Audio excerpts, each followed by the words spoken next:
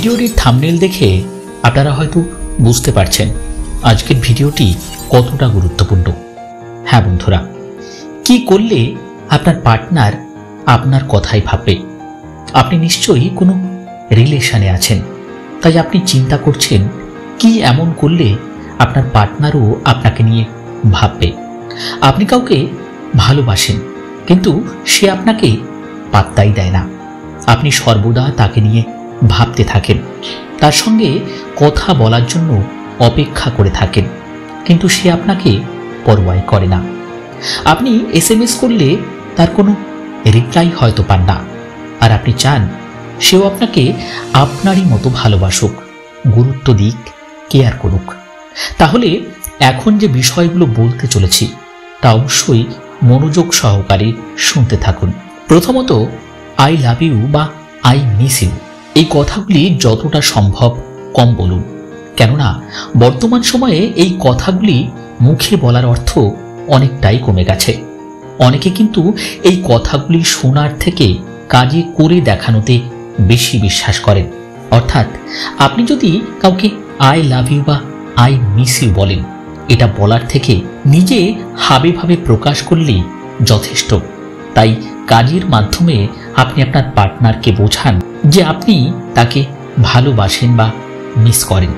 অন্যদিকে কথাগুলি এত বেশিবার বলবেন না যাতে সেটা হাস্যকর হয়ে দাঁড়ায়। দ্বিতীয় যে কাজটি আপনি করেন সেটা হলো আপনি আপনার পার্টনারকে ফার্স্ট প্রায়োরিটি দেন, যেটা কিন্তু কখনোই করবেন না। ফার্স্ট প্রায়োরিটি যদি দিতেই হয় তাহলে নিজেকে দিন। আপনি নিজেকে আগে খুশি করতে শিখুন, তবে আপনি কিন্তু অন্যের খুশির কারণ হতে পারবেন। আমি এমন অনেককে দেখেছি যে নিজের পার্টনারকে খুশি করার জন্য তার জন্য বিভিন্ন ধরনের গিফট কিনে দেন। তাকে একটি নতুন মোবাইল ফোন কিনে দিয়ে নিজে একটি পুরাতন ফোন ব্যবহার করেন শুধুমাত্র তার খুশির জন্য। এতে হয়তো আপনি ভাবছেন যে আপনার ইমপ্রেশন বাড়বে, কিন্তু না, এতে আপনি মূল্যহীন হয়ে পড়বেন। তাই এটা করা বন্ধ করুন। এরপর যেটা কখনোই করবেন না সেটা হলো আপনি নিজেকে সহজলভ্য করে তুলবেন না। আপনি নিজেকে কখনোই আপনার পার্টনারকে দেখাবেন না যে আপনি তার সাথে কথা না বলে থাকতে পারছেন না। দেখাবেন না যে আপনি তাকে পাগলের মতো ভালোবাসেন। তাই এটা যদি আপনার পার্টনার বুঝতে পারে তাহলে সে আপনাকে নিজের মতো করে ব্যবহার করবে। তাই আপনি কখনোই দেখাবেন না যে আপনি সর্বদা তার জন্য উতলা হয়ে আছেন। তার মনেও আপনার কথা আসতে দিন, তাকেও আপনাকে মিস করতে দিন। এরপর যেটা আপনি করবেন না সেটা হলো নিজের সবকিছু তার কাছে উজাড় করে দেবেন না। কিছুটা রহস্য রাখুন নিজেকে নিয়ে। নিজের সব সিক্রেট আপনার পার্টনারকে বলতে যাবেন না। এতে অনেক সময় হিতে বিপরীত হতে পারে। এমনও দেখা যায় আপনার পার্টনার আপনাকে ফোন করল আর আপনি তাকে সবকিছু বলতে শুরু করলেন, যা হয়তো সে আপনার কাছে কখনো জানতেও চায়নি। তাই রহস্য রাখুন নিজেকে নিয়ে। না চাইলেই সবকিছু কখনো বলতে যাবেন না। এরপর যেটি করবেন সেটি হচ্ছে সোশ্যাল মিডিয়া ব্যবহার করলে সেখানে আপনি যে সুখী বা হ্যাপি তা প্রকাশ করতে পারেন।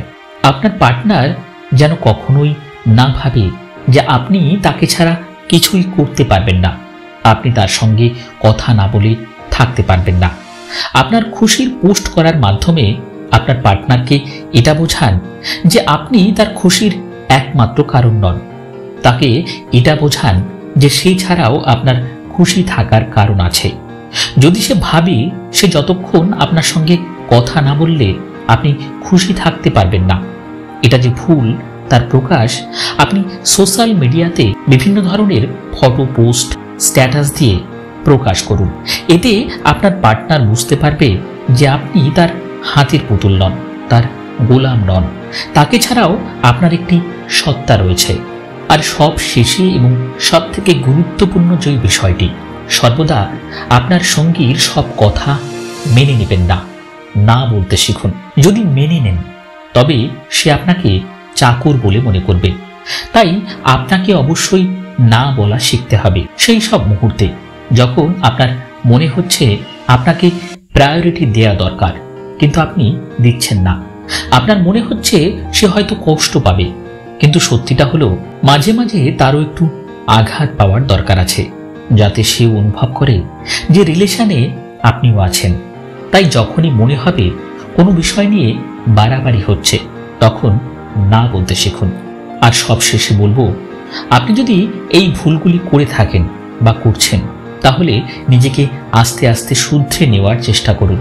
দেখবেন একসময় এমন আসবে যখন আপনার পার্টনার আপনাকে মিস করবে, আপনাকে আপনার মতোই ভালোবাসবে, আপনার মতোই আপনাকে গুরুত্ব দেবে, আপনার মতোই আপনার কথা চিন্তা করবে। তো বন্ধুরা, আজকের ভিডিওটি এই পর্যন্তই। ভালো লাগলে আপনার বন্ধু বান্ধব এবং প্রিয়জনের সঙ্গে শেয়ার করতে ভুলবেন না। আর নতুন হলে অবশ্যই চ্যানেলকে সাবস্ক্রাইব করে দেবেন। ভালো থাকবেন, সুস্থ থাকবেন। দেখা হবে পরবর্তী একটি ভিডিওতে। ধন্যবাদ।